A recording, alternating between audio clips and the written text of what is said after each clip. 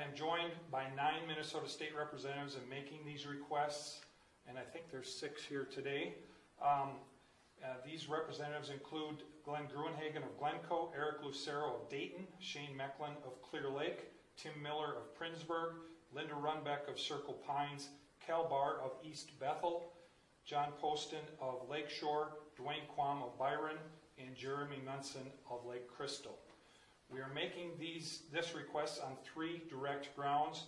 First, Representative Omar improperly and deliberately filed for a tax status for which she was not qualified, an illegal action in both federal and state law. The Minnesota Campaign Finance Board found on June 6th of this year that she illegally used campaign funds to pay a law firm to review her tax records. The Campaign Finance Board exposed crystal clear probable cause for a tax fraud or tax evasion investigation when they discovered that Representative Omar filed as married and filing jointly with Mr. Ahmad Hersey in 2014 and 2015. During those years, she was legally married to Mr. Ahmad Elmi. Did the illegal filing produce a lower tax liability for the couple? Did her illegal tax filing bring her tax exemption for which she was not legally qualified? Usually people choose the tax filing status that yields them the lowest tax liability. Also, the board shared that the couple filed jointly during 2 specific years. Ilhan Omar and Ahmad Hersey have been together as a couple for 17 years. Given her record of crimes and violations of so many laws, it may be worth evaluating her claims of status in those other years as well. Second, Representative Omar lived together simultaneously with her first and second husbands at the same addresses in Minnesota and North Dakota in 2009 through 2011. The tax enforcers may need to check if she used an illegal tax filing status and obtained tax deductions, including standard deduction levels for which she was not qualified in those years. Third, we know that Representative Omar took improper kickbacks from 3 Minnesota colleges in 2017 when she oversaw their state budgets in 2017. Under campaign pressure, she returned those kickbacks in 2018. It is worth checking to see if she reported the kickbacks as income in 2017 or deducted the paybacks as expenses in 2018. 5 grounds for an investigation include corruption in public office and tax evasions on grounds of illegal filing status, improper deductions, concealed income from kickbacks, and improper claims for expenses. We are also aware of Representative Omar's pattern of improper conduct. She has been fined by the Campaign Finance Board for diverting campaign funds for an unpermitted political trip to Orlando. She has been directed to pay back her expenses for uncovered political trips to Boston, New York, Philadelphia, Chicago, Florida, and Washington, D.C.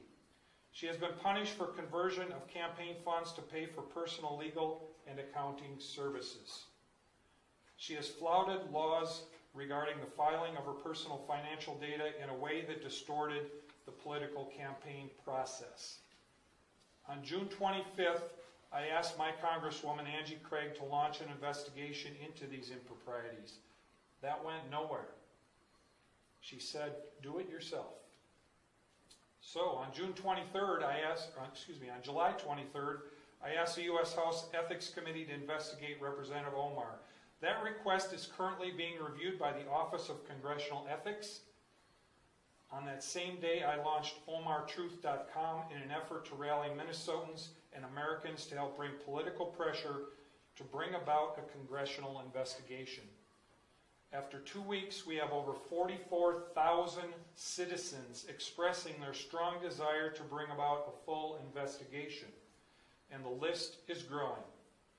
I will be adding today's request to the facts available on OmarTruth.com. Today, I and 9 other representatives are asking the nonpartisan federal and state tax enforcers to open investigations. We are simply asking them to do their jobs. You guys have anything? Questions, anyone? Do state lawmakers have sway to influence the IRS or Minnesota Department of Revenue? Have you successfully asked for such things in the past? Is there a precedent? I think certainly there's precedent, and I think it's incumbent upon us, Mary, lawmakers, the media, and others, when they see very clear, blatant violations of our laws, to find every way we can to appeal to the people who can investigate and prosecute those laws. And that's what we're doing here today. How would a state lawmaker's request be different, though, than an average citizen? That's what I'm asking. Do you have any special sway or ability to request something? You know, I don't think so. You know, I guess the fact that we each represent 40,000 people might be helpful, and it might be something that that those individuals take under consideration. But this gives us an ability, I think, to, in an organized, deliberative fashion, say, we have asked the Minnesota Department of Revenue to do their job. We have asked the IRS to do their job. Before we got here today, we don't know if they have been fully informed and appraised of these facts. After today, we can be sure that they have been fully informed and appraised of these facts. So President Trump has an obvious place in this as the head of the federal executive branch. Would you like him to ask the IRS to do this? He could have more sway. Well, he would have a lot more sway. Yeah. You know, I don't know that it's really our job to make that request to the president. I think he is aware of what is going on. I expect he is. You know, this effort today may make him more aware of some of those details, and it will be his decision as he looks at the facts and the circumstances in Washington to make that call. Is that part of your goal today, to get more of his attention? I think it's our goal to get his attention and every American's attention about what is going on here. It seems to me that that if this was a conservative Republican, that we would already have action going forward. And the fact that no one is above the law needs to be remembered here, and our agencies need to do their work. If it was a conservative Republican, there's a lot of questions about President Trump's home taxes. Do you think he should be investigated for his own taxes? Well, I think people have asked President Trump to bring his taxes forward for political reasons. I don't know that there's been anything expressed to show that there's probable cause for a crime. Leadership and voice will not be diminished if I am not on this committee for one term. My voice will get louder and stronger, and my leadership will be celebrated around the world as it has been.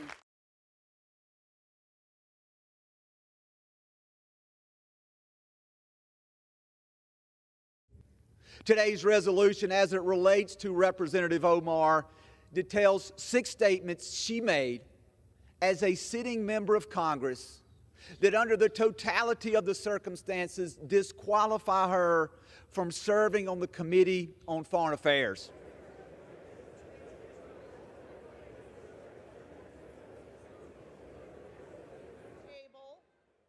Resolution 9, on which the ayes and nays. Don't tell me this is about consistency. Don't tell me that this is about a condemnation of anti-Semitic remarks when you have a member of the Republican caucus who has talked about Jewish space lasers and an entire amount of tropes, and also elevated her to some of the highest committee assignments in this body. This is about targeting women of color in the United States of America. Don't tell me, because I didn't get a single apology when my life was threatened. The representative can say whatever the heck she wants, but we don't have to accept it or embrace it. Individuals who hold such hateful views should rightly be barred from that type of committee. This institution is better because of her leadership, and the Foreign Affairs Committee benefits from her perspective. So let's talk about what's really happening. Republicans are waging a blatantly Islamophobic and racist attack on Congresswoman Omar. And I've said it before, I will say it again. The white supremacy happening is unbelievable. This is despicable. We're not removing her from other committees. We just do not believe when it comes to foreign affairs, especially the responsibility of that position around the world with the comments that you make. She shouldn't serve.